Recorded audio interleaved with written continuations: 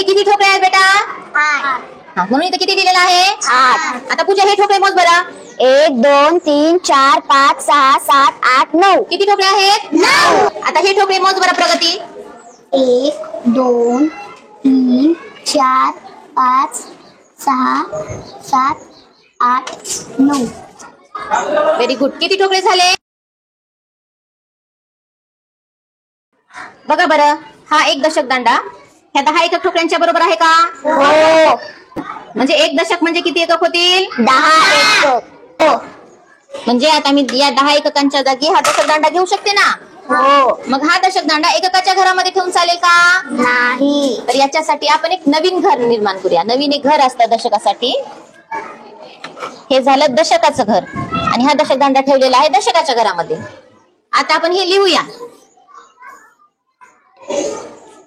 किती दशक आहेत? 1. म्हणून खाली किती लिहिलं पाहिजे? 1. छान. इथे काही एकक आहेत का? नाही. म्हणजे किती? काही नाही म्हणजे 0. हे झाले 10. 10 असे लिहितात. समजलं सर्वांना? हो. Very good.